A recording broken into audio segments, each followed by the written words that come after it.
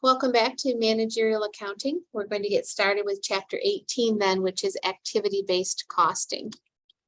So you don't want to mislead you. We spent chapter 16 talking about job order costing and 17 talking about process costing.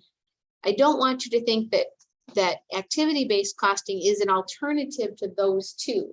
In fact, it's another approach that lays over that choice between job order versus process costing. So a company that uses job order costing can also choose to use activity-based costing. A company that uses process costing may also use activity-based costing.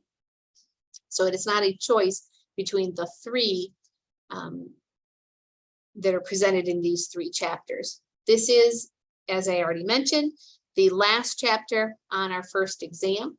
And then when we start next week, not Tuesday, but Thursday, when we start chapter 19, that will be a whole new topic on support department and joint cost allocation. And it is really very different in terms of the content than what we're doing here in this chapter. So as you can see, looking at the learning objectives for this chapter, we're going to be exploring a number of different ways of allocating costs. And you can, if you look at each one of those, you'll notice that at least for the first three learning objectives, we're looking at how do we take that overhead. We know about overhead, we know what's in there. It's the cost that belong to the product. It's part of the product cost, but we can't trace it easily, conveniently, economically to a specific product or batch of products. So how does it get to the product? And what we learned in chapter 16 was the traditional approach where we have one cost pool. We pick one cost driver and we allocate that cost to all of our products based on that one cost driver, which might have been something like machine hours, direct labor dollars. And that's really what we're going to review in learning objective 2, the single plant-wide factory overhead rate. And so that part we already know how to do. In objective 3, then we'll be looking at what if we decide to allocate it based on the different production departments. And then in learning objective 4, we will introduce a brand new concept of, rather than allocating based on department, what if we used activity-based costing, which is allocating based on the activity that you're engaged in. So the same activity might be done in multiple departments. And so it's really a different way of dividing up the costs, rather than one approach for the whole factory or separate approaches for each department. It's separate approaches for each activity that we engage in. Then we'll look at how we can use that for our period expenses, not just the product cost. So learning objective 5, selling and administrative expenses allocated based on activity-based costing. And then how can we use this for a service business? One thing I need to point out before we even get started is activity-based costing is not acceptable under GAAP. And so we didn't talk about this at all in financial accounting because you are not permitted to use it for your financial statements. We are very accustomed to seeing our product costs separated from the period costs, and we again, activity-based costing, where we're kind of blending things together, is not acceptable, is not the way we do things for our external financial statements, but can be very beneficial for internal decision-making, and that's why we cover it here. So let's go to our first exercise, because it is review of what we have already done in chapter 16, and then we I think repeated it in at least one exercise in chapter 17. So I think it'll fit like that. So exercise 1 is the single plant-wide factory overhead rate. And we'll do this together, even though it's review, because it will be pretty quick for us. Bach Instruments Incorporated makes 3 musical instruments: flutes, clarinets, and oboes. the budgeted factory overhead cost is $2,948,125. Overhead is allocated to the 3 products based on the basis of direct labor hours. So we're using the same cost driver for each one of our products. And we have one pool of budgeted factory overhead at about $3 million. The products have the following budgeted production volume and direct labor hours per unit. And our first task is to determine the single plant-wide overhead rate. So keep in mind that there are 3 steps in the allocation of overhead, regardless of what system or approach you use. The 3 steps are in the planning phase before we're actually making the product. So when we're budgeting, we set the projected or budgeted overhead rate or rates. Then when we're making the product, we apply overhead based on those estimated rates and the actual level of the cost driver. So in this case, it would be the actual direct labor hours that we work. And then at the end of the process, we have to reconcile any differences because we know these are based on estimates and we're not going to be perfect. There are 2 estimates that go into it. The total cost is an estimate and the number of units and hours is also an estimate. So either one or probably both of those are going to be not quite perfect.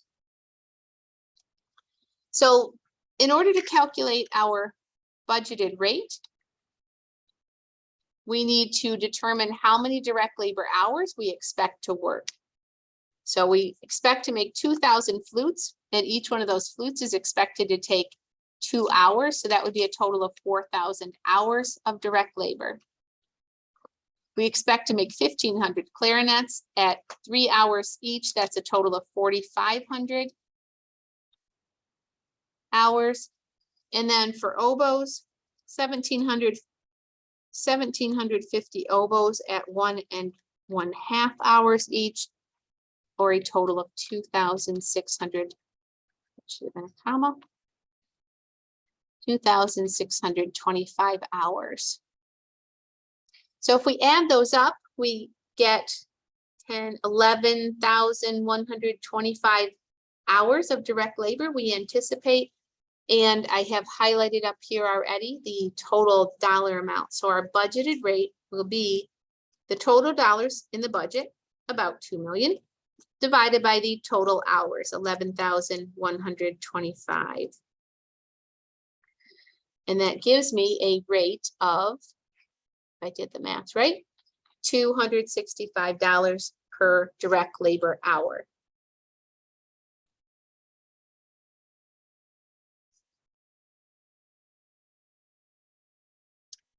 Everybody good so far? Okay. So now in the second part, this would also be used for budgeting because this is not the actual overhead allocation.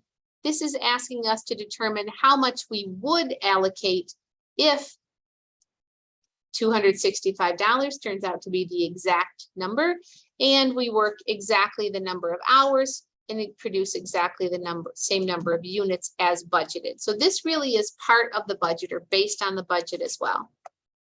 So for our flutes, we expect to work 4,000 hours. And at a rate of $265 per hour, how much overhead would we allocate? $1,060,000. At $265 each, if each one takes 2 hours, that would be $530 per flute. So a couple different ways we can get at that. Number of hours times the rate per hour, or we could take this total factory overhead and divide by the number of units. Go ahead and do that the same for the clarinets and oboes.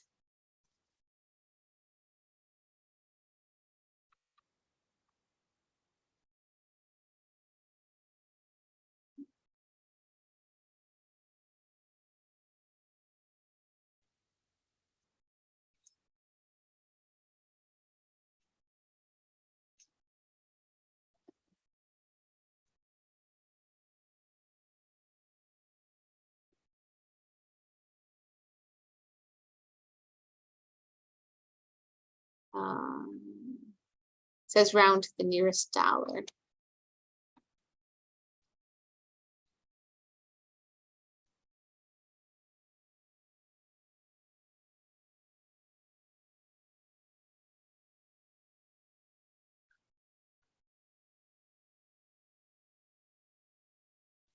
And since this is based on our perfect world, perfect budgeting, no issues, the total that you get at the bottom should match the budgeted factory overhead cost. And we know that's not how it would happen in reality, but this is just for budgeting purposes. It's going to help us with things like setting the right cost for our product, making sure that we are setting the right price for our customers, make sure that we're making enough margin or profit on our product. It's important to recognize that clarinets take twice as much overhead because, or get allocated twice as much overhead because they take twice as much time to make when compared to oboes. And so it's important information, but these are strictly budgets.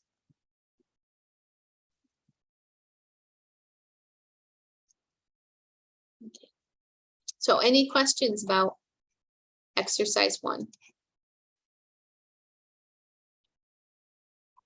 Nothing new there. That is, as I mentioned, the traditional approach to allocating overhead. Many companies still use that.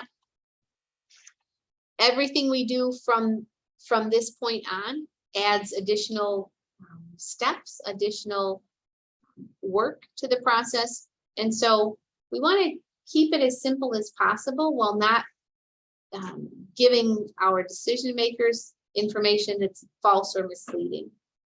So what I mean by that is it doesn't make sense to go to an approach like what we're seeing here in our second exercise, multiple production department factory overhead rate method.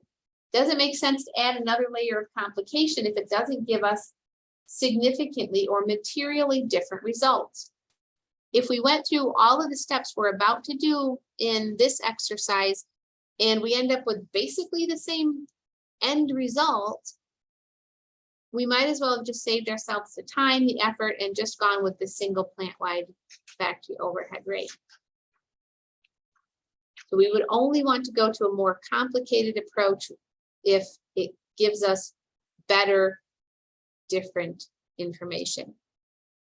The other thing to point out is regardless of which one of these approaches you use, single rate, multiple department rate, activity-based costing, in the end, all of the product cost ends up as part of the product.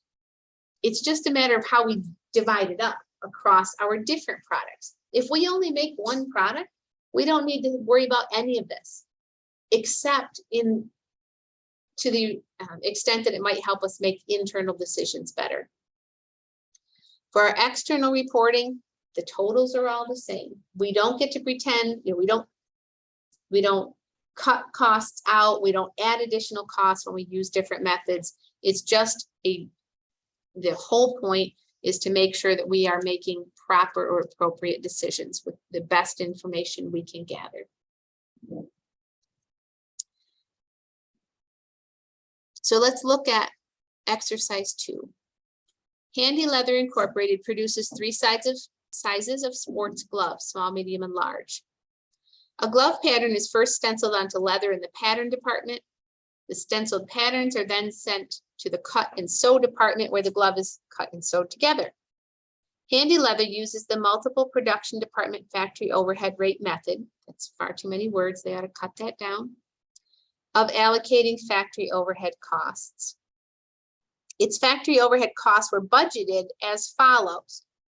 So you can see the total cost expected or budgeted for the pattern department, for the cut and sew department, and then you can see the expected direct labor hours in each of them. So our first step, if we just scroll down here to letter A, our first step is to determine what the factory overhead rate would be that we would use for the pattern department. So the pattern department expects to spend $294,000, and they expect to incur $42,000 worth of direct labor hours. So that works out to a cost of $7 of overhead per direct labor hour. Don't want you to think that we're paying our workers $7 an hour. This is just the overhead. Direct labor, direct materials are separate, are different. So go ahead and do the same calculation for the cut and sew department, based on the dollars and the hours provided there.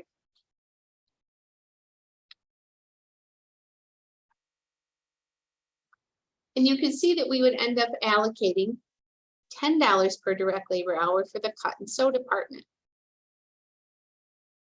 If we use the if we use the traditional approach, the single plant-wide rate, this is what we would have done. We would have taken the total budget for overhead, $854,000, and we would divide it by the total number of direct labor hours. And that would have given us a rate of about $8.71 per hour. And then we would have allocated to each glove based on its direct labor hours, $8.71. We wouldn't be looking at, as we're about to do, the pattern department separate from the cut and sew department. Well, so before we even go to this next step, what's the issue here? What you should notice is that the cut and sew department is a lot more expensive. It's about almost 50% more expensive per hour than the pattern department. So a product that heavily uses the cut and sew department and maybe not so much in the pattern department is going to end up costing more because they use the more expensive resource. So as we look at the given information here, the large glove takes the most time in the cut and sew department. It should be, in essence, penalized for that. It should be bearing more of the cost. The medium glove is, for whatever reason, probably just for this example, not because the medium glove is actually faster to cut out the pattern, but the medium glove takes less time in the pattern department. So they should be allocated less cost. They should be getting only $7 per hour rather than the plant-wide rate of $8.71 per hour for those hours. And so to finish up this exercise, and this is really just step one of the 3 steps, because this is all based on budgets. So we're looking now for each one of the gloves, how much overhead would we anticipate assigning or allocating to the glove? So for the small glove, we'll do together 0.3 hours at $7 per hour for the pattern department, plus 0.4 hours at $10 per hour. It's a total of $6.10 of factory overhead we would plan or budget to allocate to each small glove. Everyone okay with what we did there? Let's go ahead and do the medium glove and the large glove independently if you haven't already done that. So you're using the hours and the cost per hour as given.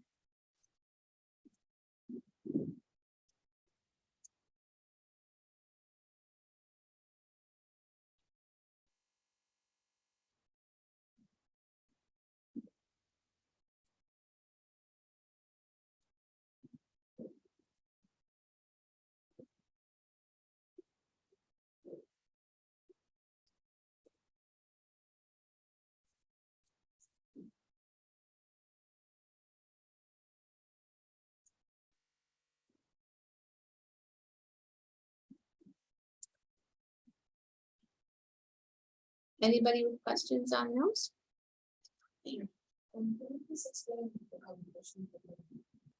Yep.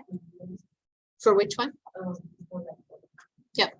So for each one, I went to this table right here where it tells us how many hours, direct labor hours, were expected, budgeted for both the pattern department and the cut and sew department.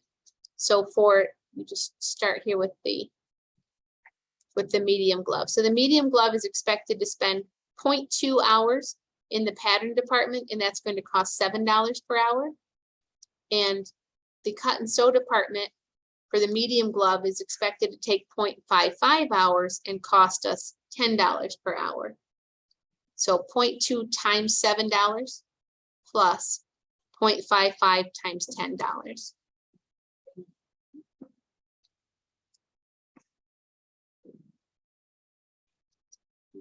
Whoops. Put my check marks in there. Okay. So the next exercise is going to let us compare the two. So what could happen? What would happen if we chose to use the simpler approach, the single plant-wide rate, compared to the multiple production department factory overhead rate method? So we're going to go through each one of these and see what would happen if we used in letter A, the single rate, and letter B, the multiple production department rate. So I really, in the last exercise, I said how it would happen if we use the single rate, but now we're going to do it both ways so we can compare. Eclipse Motor Company manufactures two types of specialty electric motors, a commercial motor and a residential motor, through two production departments, assembly and testing. Presently, the company uses a single plant-wide factory overhead rate for allocating factory overhead to the two products. However, management is considering using the multiple production department factory overhead rate method. The following factory overhead was budgeted for Eclipse. So if we use the single overhead rate, we would look at the totals, 1,080 hours, sorry, not $1,080,000 and 9,000 hours. So I'm just going to put that on the screen.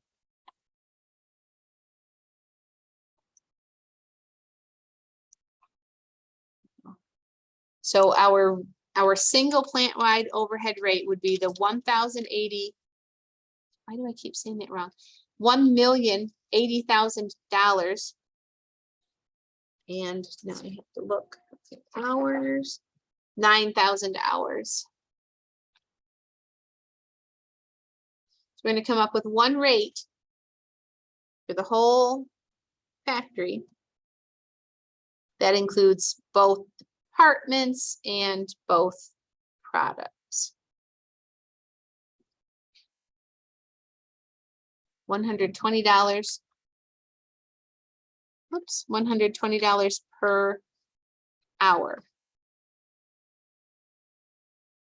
Direct machine hour. Oops.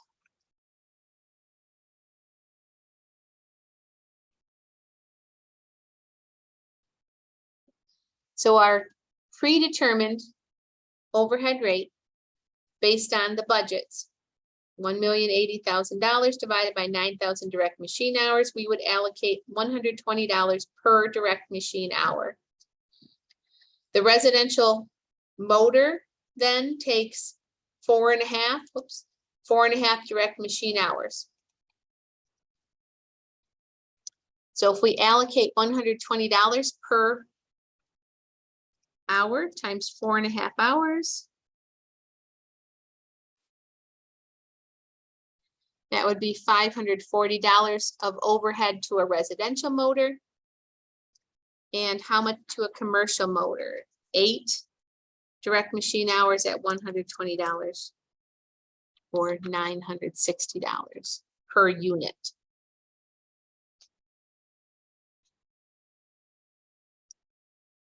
And so you can see that the commercial motor is significantly more expensive in terms of overhead than the residential motor. But what we don't know from looking at this is, are we treating them fairly? If you look at the distribution of hours in this table right here, the commercial motor takes 4 times as long in the testing department and about 50% less time in the assembly department. So if we find out in our next step that the assembly department is really expensive, or the testing department is really expensive, these two different products, commercial and residential, are not using the services of those departments equally. And so when we're sharing the costs using just one factory overhead rate, we may miss out on the difference between the usage of those departments, of those support departments. And we'll get to that in just a moment. And that's what we're going to do next.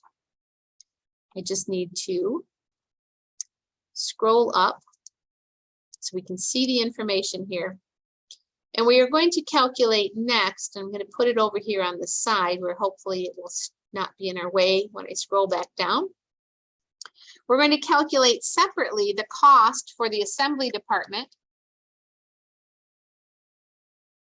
where the cost of assembly overhead is $280,000, and we expect to have 4,000 hours worth of assembly, or $70 per direct machine hour. And then we can calculate the cost for the testing department. Oh, the testing department costs a lot more in terms of overhead. They only have 25% more hours, but their costs are like 3 times as much.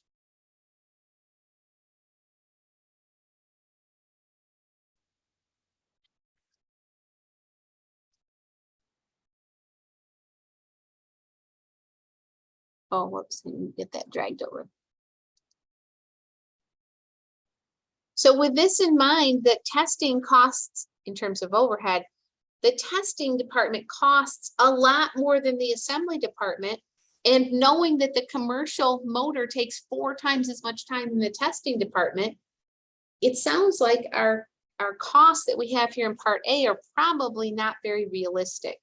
We're not really reflecting the actual cost of producing a commercial motor or a residential motor.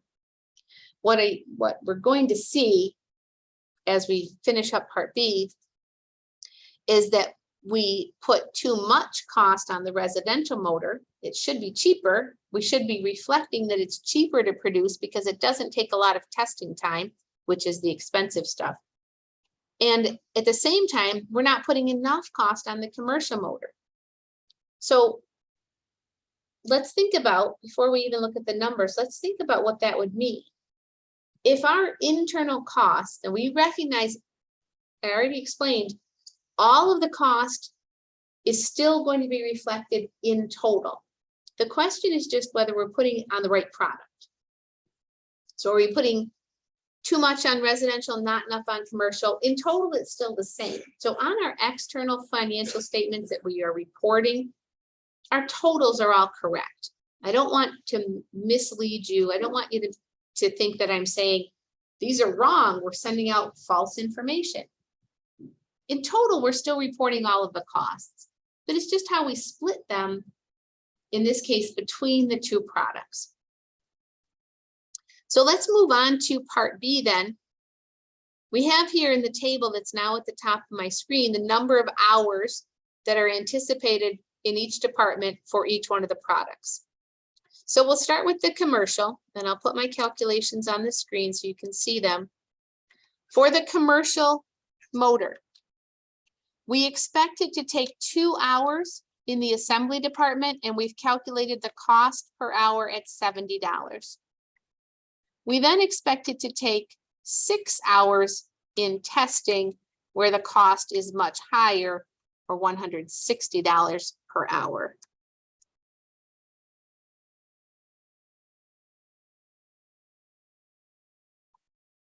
And so that gives us a total cost per unit for the commercial motor of $1,100, $140 higher, $140 higher, about 15% higher than what we had projected using the single plant-wide rate. And now we can do that same calculation for the residential. I'll ask you to do that on your own. I'm going to put mine on the screen.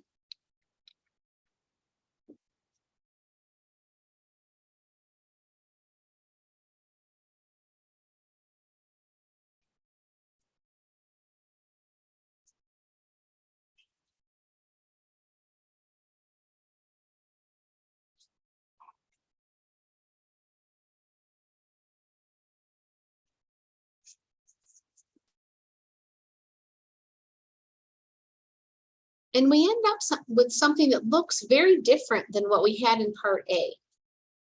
And so our question in part C then becomes, what do we do with this? What should we do? How do we react to this information?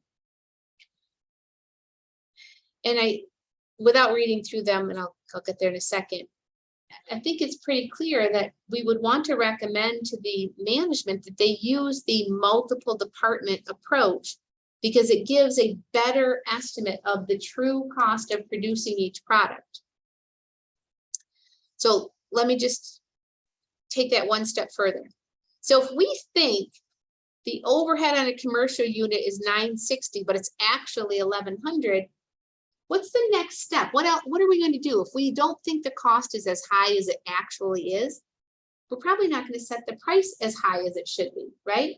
So we're not making as much money on a commercial motor as we think we are, because it actually costs more to produce than we had estimated. Does everyone agree with that? Okay. So we don't know what the true cost of our commercial motor is, so we set the price too low. Are we going to sell more of them or less of them when we set the price too low? It's basic economics, right? Law of demand. If we set the price lower, people are going to buy more of it, right? So the consequence is we're selling more of the commercial motor where our profit margin isn't where we think it is. And now look at the residential side. We think the cost of producing a residential motor is $90 more than it actually is. That's the difference between the $540 that we're using and the $450 we should be using, based on the multiple production department approach. So we think the price is $90, the cost is $90 higher than it actually is. So now what do we do with the price of the residential motor? We set that price too high, right? Because we think we're covering our costs, we're building in our, whatever 20% profit margin or whatever it is we want. And so we set the price too high. So what does the law of demand tell us about that? People are going to buy less of it than they otherwise would, because we're charging too much. We're charging more than it actually costs to produce it. We're charging too much, we sell less of it. So putting those two things together, we're going to sell more of the commercial motor with a smaller margin than what we think. We sell fewer of the residential motor with a smaller, it actually has a higher profit margin than we think, but we're selling less of it. Neither one of those things is good for our business. We might actually end up losing money on the commercial motors because we set the price too low. And we lose business on the residential side because we set the price too high. None of that's going to be helpful to the long-term success of our business. That's why this is important. It's not because it underreports the cost. In total, we still report all of our cost, but it can skew our product mix. It can cause us to set prices inappropriately. And so let's look at what our options are for letter C here. Recommend to management a product costing approach based on what we've just discussed. So letter A says use the multiple approach. Number 1 says use the multiple approach. Number 2 says use the single approach. And number 3 says use whichever one, they don't change anything. So which one is going to be our answer? Number 1. Thank you. Okay. So we've now seen how to do the single approach, which we already knew. The multiple department approach we've done twice, and we've compared the impact of using one versus the other and why it might be beneficial. Now, as I said, if we had done this analysis and we found out you came up with basically the same result, basically the same answer, which one would we want to use? If we found out there was not a significant difference between them, what would your answer be then to part C? Which would you recommend?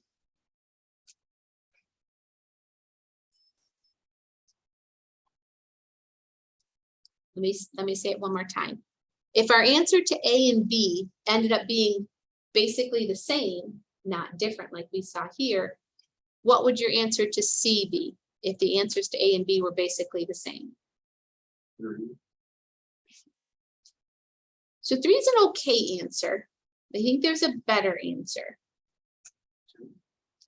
Yeah, I would go with 2. And why 2 over 3? So 3 says use either one. I'm suggesting, no, you go with the simplest, right? You go with the simplest approach you can, because it takes less time, less energy, less chance of a mistake.